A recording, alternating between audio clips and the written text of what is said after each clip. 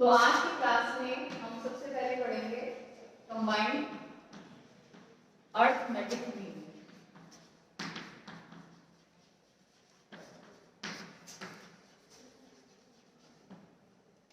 Combined arithmetic mean, अब तक हमने जो बात करी थी वो सिंपल एक मीन की बात करी थी, द वैल्यू वाज x। अब इस केस में यहाँ पर क्या होगा, आपका जो वैल्यू है x की, it could be more than 1, it could be 2, 3, 4 and so on and infinite। तो क्या हो जाएगा x1, x2 और x3। हमें क्या करना है कि सारे के सारे जो मीन है उसको कंबाइंड करना है और एक रिजल्ट निकालना है। ठीक है, तो कंबाइंड अर्थमेटिक मीन में क्या क्या आ जाएगा आपका,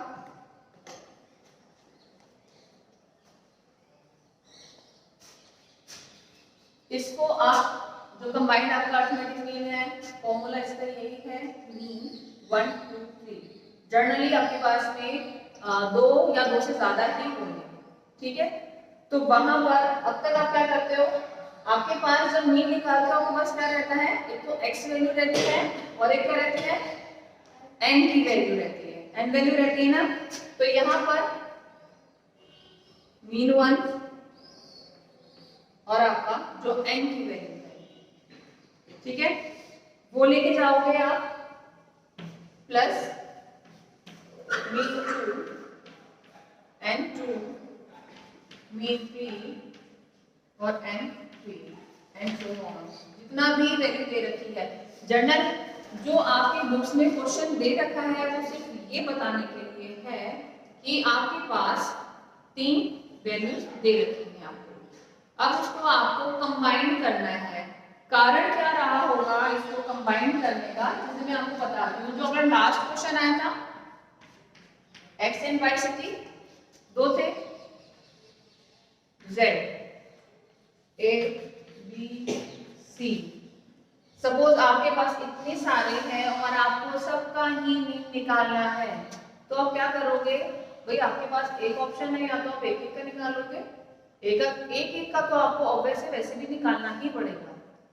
ठीक है, फिर हमको उसका कंबाइंड एक कंक्लूजन निकाल के देना है कि ये सारा का सारा कंबाइंड होकर क्या रिजल्ट दे रहा है।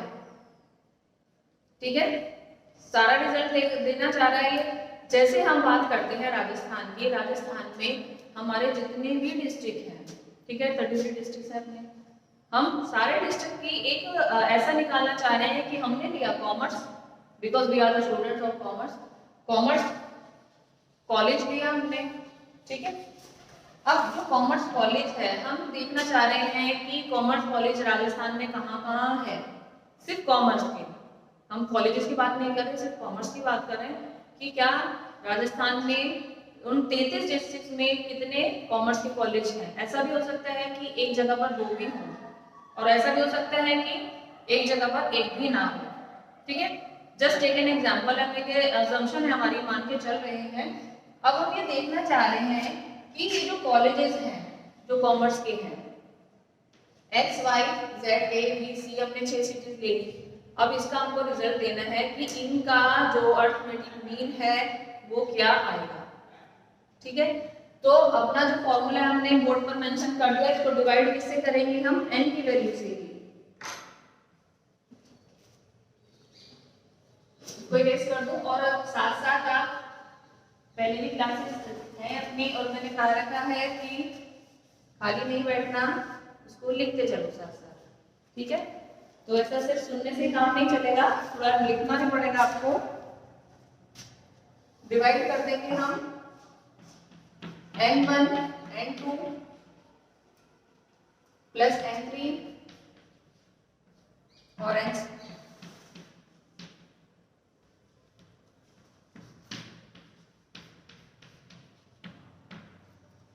ठीक है, ये तो रहा हमारा फॉर्मूला।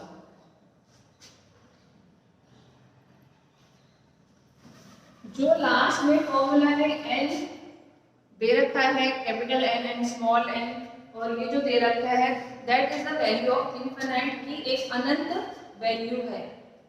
अनंत हो सकती है, वैसे तो जनरल हम काउंट कर रहे हैं तो काउंटेबल है, पर अनंत इस केस में इनफिनिट का मतलब है कि ऐसा कोई रूल में फिक्स नहीं है चीज कि ये 3 तक ही रहेगा। It depends upon the number of variables, कितने ज्यादा वेरिएबल्स हैं जिनकी हमको कैलकुलेशन करनी है, इसलिए यहाँ पर n लिखते हैं। अदरवाइज क्योंकि जो मैथ्स में रहता है वो रूल सेट है, अगर ये 3 तक है वो 3 तक ही कैलकुलेट करेगा, अगर 3 से ज्यादा हो गया तो कोई दूसरा फॉर्मूला लगाएगा, पर अगर आपको कंबाइंड निकालना है तो बहुत ज्यादा भी हो सकते हैं। क्लियर? अब इसके साथ में जो आपका सिंपल एक क्वेश्चन आएगा, एक क्वेश्चन दे रखा है और डिस्ट्रीब्यूशन की फॉर्मूला तो लिख लिया हमने, ठीक है। क्वेश्चन में लिखवाती हूँ, आप साथ साथ लिखो, छोटा सा ये बिल्कुल एक डिस्ट्रीब्यूशन। देखिए वैसे तो जनरली आपके जो क्वेश्चन आएंगे एग्जाम में वो 20 मार्क्स के या 10 मार्क्स के हो सकते हैं, ठीक है। जनरल अब तक का और बिफोर कोविड ये फिनोमेना था कि आपके 20 मार्क्स से क्वेश्चंस आते थे, पर अब सिचुएशन अलग है। अब वो 20 मार्क्स वाला पैटर्न जरूरी नहीं कि उस पेज पर आए, आपको 5 मार्क्स के भी आ सकते हैं, 10 मार्क्स के भी आ सकते हैं और 20 का भी आ सकता है। It depends upon the paper setter कि वो कितने मार्क्स के आपको क्वेश्चन दे रहा है। तो ऐसा कोई क्वेश्चन मत छोड़ना कि ये बड़ा है कोई 20 मार्क्स में आएगा और ये छोटा है तो नहीं आ सकता, ठीक है, वो मत करना। कंबाइंड मीन कहीं ना कहीं आपका आ जाएगा काम में, उस हिसाब से आप उसको तैयार करना। एक क्वेश्चन है इसमें, और distribution consist of 3 groups.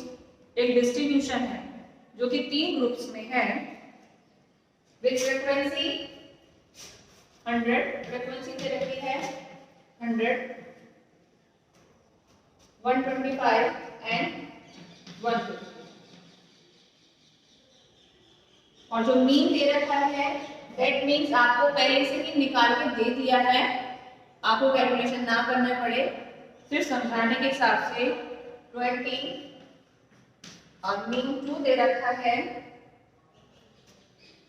15 and mean 3 है 25।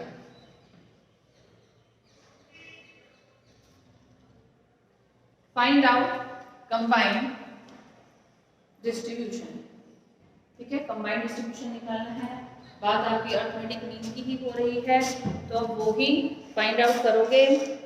अब किस तरीके से करोगे आप इसको, क्योंकि आपको वैल्यू तो दे रखी है, क्वेश्चन में दे रखी है, सिंपल आपको क्या जो फॉर्मूला है इसमें ये वैल्यू पुट कर देनी है, ठीक है। अब देखिए आपको लग रहा हो कि बहुत ही इजी क्वेश्चन है, तो इसमें तो कुछ है ही नहीं क्योंकि सब कुछ निकाल के दे दिया है, पर अगर आप इसको प्रैक्टिकल वे में देखो तो इट इज नॉट पॉसिबल कि आपको निकाल के दिया होगा, आपको ये निकालना ही होगा क्वेश्चन, ठीक है।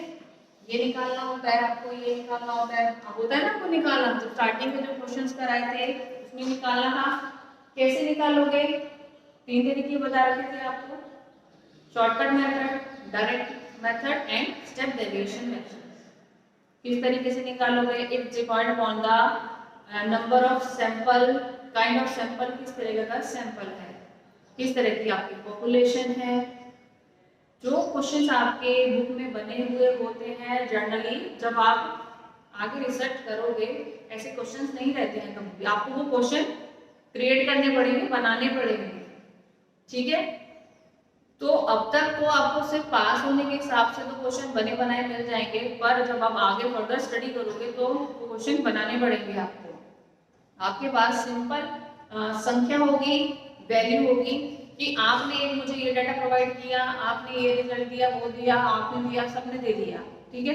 अब उससे आप एक रिजल्ट क्या प्रेजेंट करोगे मुझे, क्योंकि जर्नल जब आपकी क्लास स्टार्ट करी थी तो मैंने आपको बताया था कि what is statistics, to represent information in the form of data, कि सूचना को आप डाटा के रूप में प्रकट करोगे। वो डाटा कैसे हैं, इट कुड बी, ठीक है, ठीक है, ये भी हो सकते हैं। कंप्यूटर में देखते हो ना प्रॉपर्टी वाला सेक्शन आता है, एक पाई चार्ट होता है, इस तरह भी हो सकते हैं। अब जनरली जब आप कोई कंपनी की रिपोर्ट्स देखोगे, ठीक है, वहां होते हैं क्योंकि जब मैं आपकी एज में थी तो मुझे किसी पास होने से मतलब था, इन द सेंस पास होना की क्वेश्चन है मेरे लिए, वो क्वेश्चंस होते थे। पर जैसे जैसे मैं आगे बढ़ी या मुझे अब टीचिंग में आई हूँ तो मैं उसको क्वेश्चन नहीं समझती, मैं आपको समझती एक प्रॉब्लम कि कहाँ से जनरेट होकर आई है, ये बना कैसे है ये, क्योंकि टाइम के साथ साथ वो चीज अपना आप को समझ में भी आने लग जाती है और उसको सॉर्ट आउट करने लग जाते हैं। अगर स्टेट्स को आप इस तरीके समझोगे तो बहुत इजी है। जनरली जो लोग पूछते हैं या बताते हैं कि हाँ स्टेट्स के बारे में, तो कभी भी आप उनसे उनकी राय लेना तो बोलते हैं कि समझ नहीं आती है, क्योंकि उसमें डाटा इस तरह से होते हैं कि आपको समझ में नहीं आते हैं। तो आपको इजीली समझ में आ जाएगा अगर आप उसको अपने जीवन में उतार लोगे कि हाँ ये इस तरीके से है। अब ये जो बना है ये कहाँ से आया है, ये कहाँ से आया होगा, यहाँ से आया होगा, और ये कहाँ से आया है, जो यहाँ से आया होगा, ठीक है ना, ये भी कहीं से आया ही है, ये भी कहीं से आया ही है ना, मतलब कोई ना कोई ओरिजिन तो कहीं ना कहीं से हुआ है। और वो ओरिजिन कहाँ से हुआ है, जब अपने पॉपुलेशन में से जो सैंपल था उससे आपने जो सूचनाएं ली है, ठीक है। अब क्योंकि बहुत डिटेल बात हो गई, ये क्वेश्चन है हमको इसमें फॉर्मूला कैसे लगाना है, सिंपल तो आप उसको लगा सकते हो। आपकी फ्रीक्वेंसी दे रखी है 100, एन की वैल्यू दे रखी है आपको एक क्वेश्चन में बताया था स्टार्टिंग में कि एन की वैल्यू फ्रीक्वेंसी एक ही रहती है। जब आपकी कंटिन्यूअस सीरीज आ जाती है तो वहां पर आपकी एन की वैल्यू क्या रहती है, एफ वाली वैल्यू, यानी कि जो आपकी फ्रीक्वेंसी का जनरली जो टोटल आता है।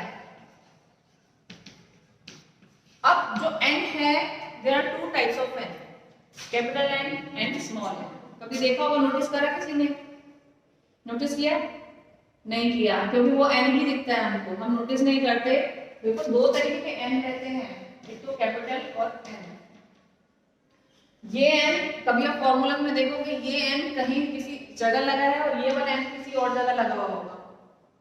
जब आपने, क्योंकि आप बता रहे हो कि आपने मीडियम कर लिया, मीडियम कर चुके ना, मीडियम में कौन सा वाला एन होता है, ये वाला, कहीं कहीं जगह ये वाला भी होता है, ठीक है। कई बार हम सब सोचते हैं कि यार बुक की मिस्टेक है इस तरह से, पर ये वाला जब एन आ जाता है, जनरल तो यही एन चलता है स्मॉल वाला जो हम टोटल में लेते हैं, पर ये वाला जो एन होता है दैट मींस वो फ्रीक्वेंसी का टोटल है। फ्रीक्वेंसी दैट मींस आपकी कौन सी सीरीज होगी, या तो आपकी डिस्क्रीट सीरीज है या कंटीन्यूअस सीरीज है, क्योंकि इंडिविजुअल सीरीज में तो कौन सा एन निकालते हो, तो निकलता वो यही वाला रहता है, जो हम लिखते हैं ना नंबर ऑफ आइटम्स, वो यही रहते हैं। वहां पर ये वाला एन निकलता है कि जहां पर फ्रीक्वेंसी का टोटल आ जाता है, होता है आपके पास में एक्स और एफ रहता है, और ये टोटल आपका एन की वैल्यू आ जाती है, ठीक है। तो इसका मतलब आपके पास ये जो दे रखा है फ्रीक्वेंसी के नाम से दे दिया है, पर वो है क्या है, एन की वैल्यू ही है। तो इजी है, फॉर्मूले में लगा सकते हो आप। अब लगा के देखो इसको, 20 into 100,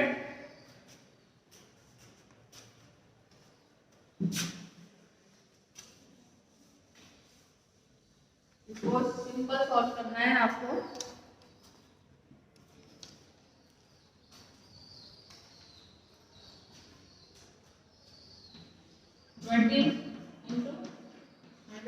अब जो ये दे रखा है, मैथ में तो क्या रहता है, साइन लगे रहते हैं, पर स्टैट में जनरली साइन नहीं होते हैं, मतलब comparative to math mathematics science sign मतलब अगर डॉट है इनटू है वो नहीं लगे रहते हैं, आपको खुद उसको मान के चलना है कि ये क्या चीज है, दैट मींस इनटू। कारण मैं बता दूं आपको क्या है, मतलब ऐसा कुछ मुझे कहीं से मिला नहीं कि यही रीजन है, पर जो मैंने समझा उस रीजन को वो ये है कि मैथ में तो ये साइन होता है मल्टीप्लाई का, पर स्टैट्स में ये क्या रहता है, एक्स रहता है, इसलिए हम दो साइन लगा के उसको कंफ्यूज नहीं कर सकते कि ये कौन से वाला एक्स है, क्या वो मल्टीप्लाई वाला है या फिर वो एक्स वाला, यानी कि जो एक्स की वैल्यू है मीन है वो है।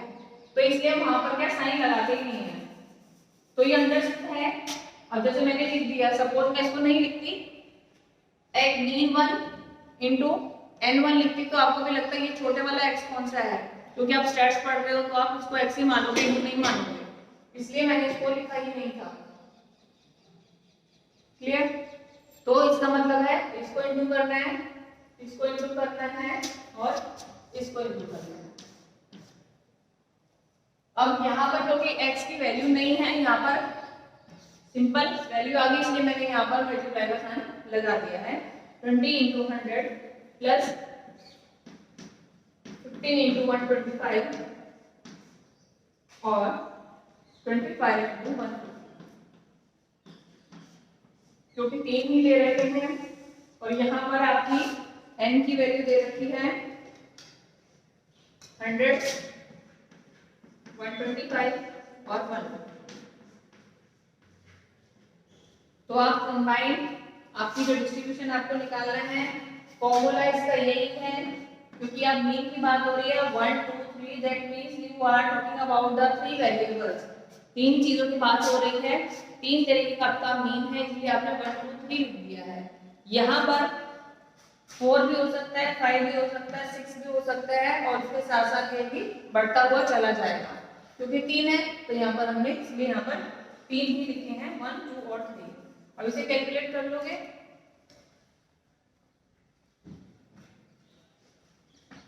तो इसकी जो वैल्यू है मीन 1 2 3 आई है आपकी 7 6 2 5 और 375 और इसका आंसर है आपका 20.3।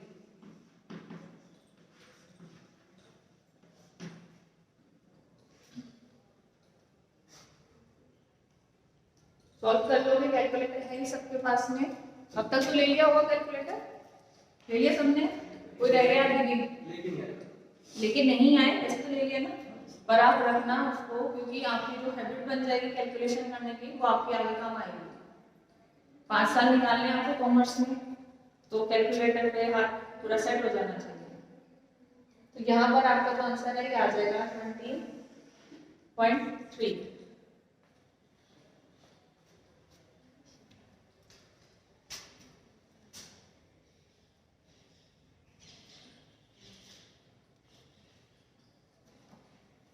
इसमें से किसी को कोई चीज नहीं समझ में आई हो तो वो पहले पूछ ले,